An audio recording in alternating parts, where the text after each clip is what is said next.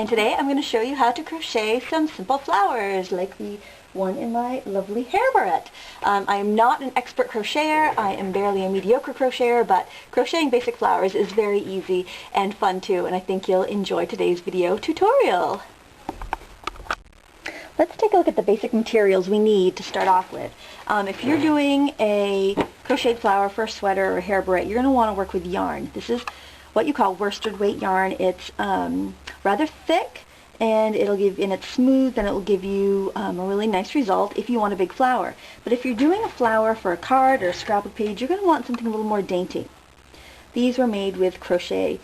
These are actually made with craft thread. They're very similar to crochet thread and embroidery floss. I want to show you the difference between craft thread and embroidery floss. Craft thread, you can see, let me see if I can get zoom in here a little bit so it's easier for you to see. Alright, craft thread is a few strands that are wound really tightly together.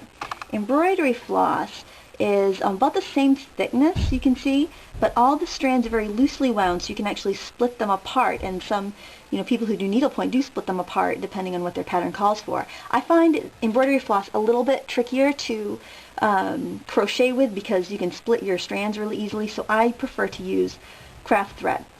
You can also use crochet cotton or whatever other string you happen to have around. I want to show you the difference between the crochet cotton. This is a number 3 cotton. It is thicker. It's actually a little bit thicker than the craft thread here. If I hold them side by side, you can see it's a little bit thicker. This makes just about a perfect size flower. I really like the white crochet cotton.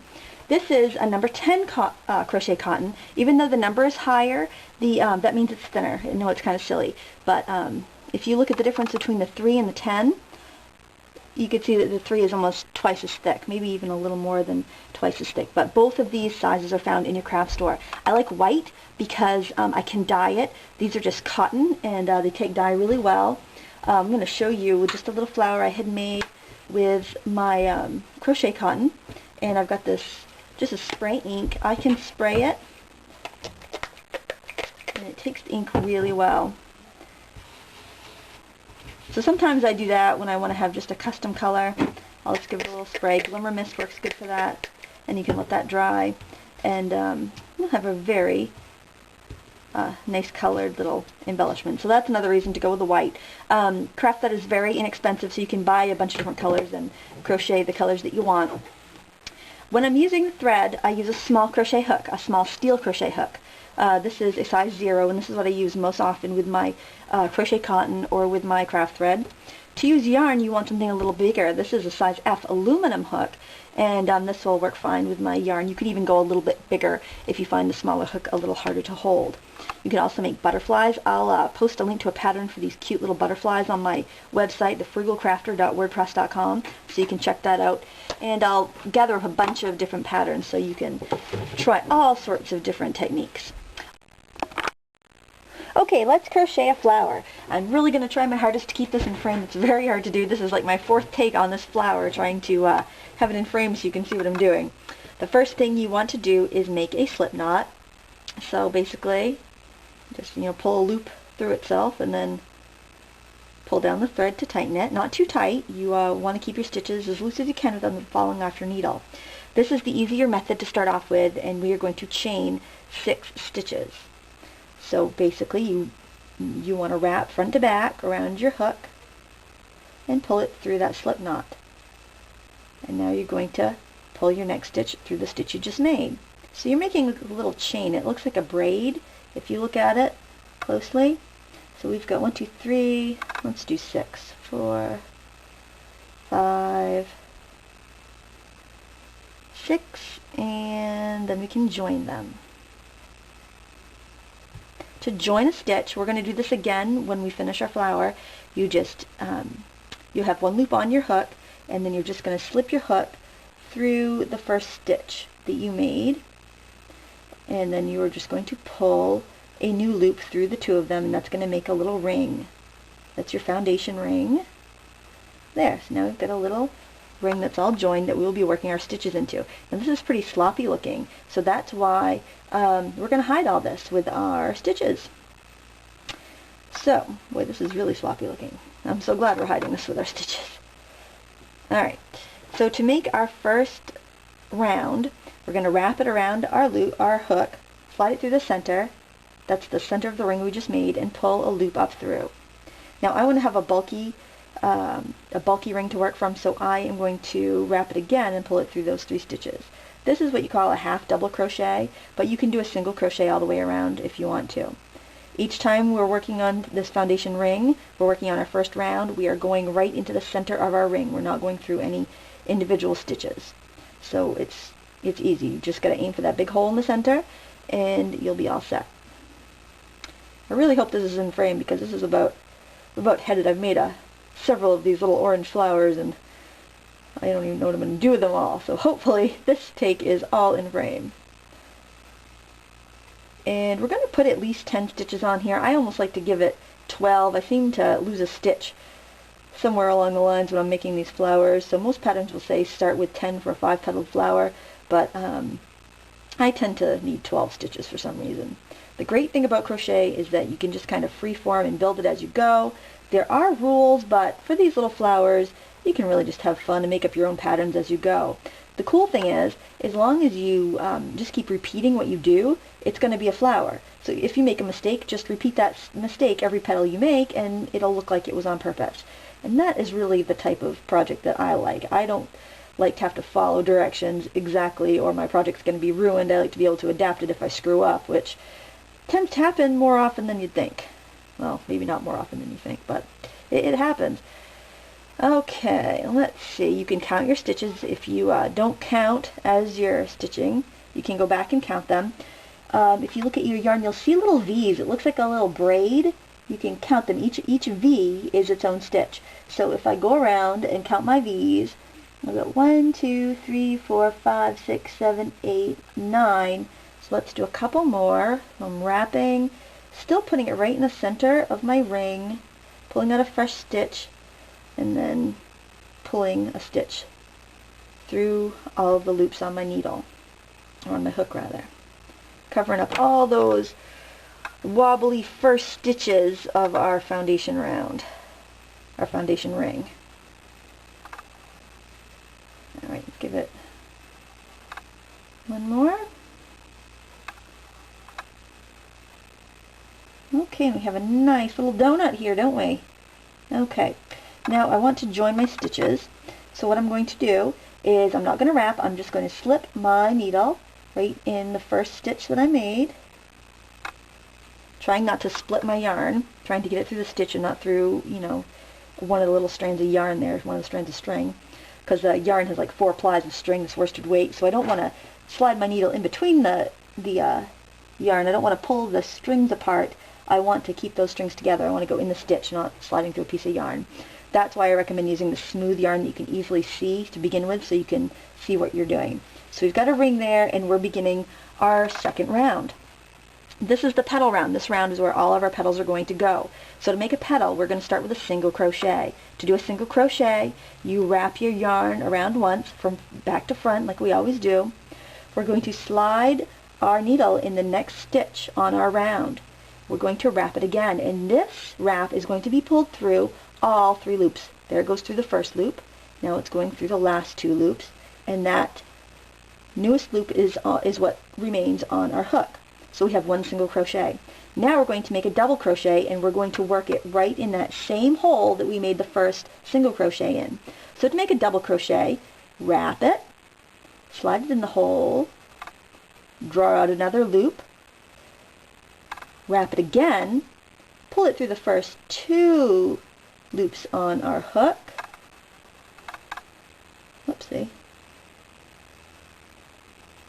Yep. Let's see, I did that, what I told you not to do. I somehow managed to break the bit of string apart, so let me start that over. If you do that, if you get tangled up, just pull out that stitch so you've got that original loop on your needle. So that's what you do if you make a mistake. Alright, let's try that again. We're doing a double crochet. Wrap it, put it through the hole you just made for that single crochet, wrap it again, pull that back through the hole, wrap it again, pull it through the first 2 loops on your hook, hopefully better this time. Alright, we got 2 loops on there, they're kind of getting together there. Wrap it again, and pull it through the last 2 loops. Alright, let's do that again. We're again doing a double crochet.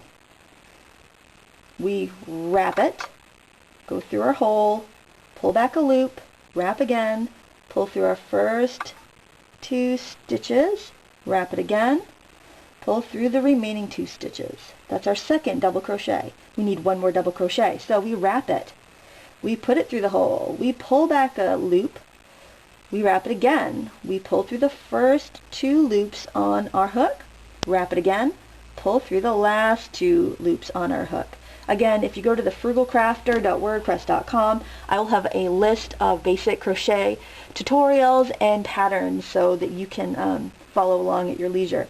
Alright, we're going to do another single crochet, so we wrap it down through the hole, pull back a loop. This loop is going to go through the 2 loops that are already on our needle, so we're not wrapping again.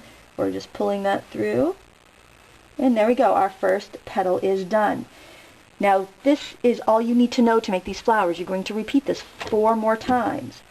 So you probably are trying to figure out where we go from here. So you skip a stitch. We're in this stitch. That's the next one. We're going to skip and go to the next one.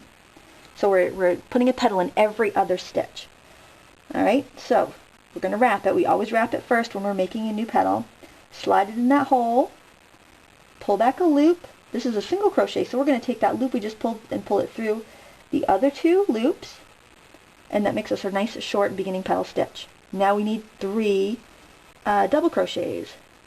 So we're going to wrap, put it through, pull it back through, wrap again, go through our first 2 stitches, and then we're going to pull it through our last 2 stitches. We need 2 more double crochets, 1 more single crochet for this petal. So just remember, 1 single crochet, 3 double crochets, 1 single crochet. That is what each petal is, and you repeat until you have 5 petals. Now once you get your petals all made, you'll have a flower that looks like this. And see, it does not look like a complete flower because we have this hanging in the wind here. So this is where your hook will be when you are all done. Where's my thread? Alright, so you need to join this, otherwise it's going to unravel when you go to use it. So you've got the loop, your last stitch is on your hook. Do not wrap. Put your hook through the first stitch of the first petal, and then wrap the new yarn over your hook and pull it through those 2 stitches. That's going to join it. Now I snipped my yarn off the ball of yarn, and you pull it through. You can use a yarn needle to weave in the ends. I am just going to do a little sneaky trick here and tie these together on the back. Now this is bigger than and thicker than I would use on a card, but it'd be really cute hot glued to a barrette, or maybe stitched on a cute little hat or a pair of mittens, something like that, or maybe slippers. There's lots of fun things you can do with these cute little flowers, or put them on an afghan or something. To finish that flower, I just took the 2 loose ends and I tied them together on the back. My camera cut out on me, but it's very easy. Just take your beginning string end and your final string end and just tie them together, and you have a great little flower to use on your next project. If it's going to be a wearable, make sure you weave the ends in with a yarn needle. Now I promised I'd show you my favorite technique for starting one of these flowers. I like to use the magic ring technique, so to do that, just wrap the yarn around your pointer finger. Take your needle, slide it between the yarn and your finger, and pull up a loop. And then you just want to pull a loop through that. There's your first stitch. I'm going to do a series of half double crochets here because that's what I like to start my flowers off with. So it's a little awkward at first, but I wrap, I go through the hole in the middle just like we did with our chain ring that we did earlier, and I pull an extra loop through all my stitches. I'm going to do that until I have 10 or 12 for my flower.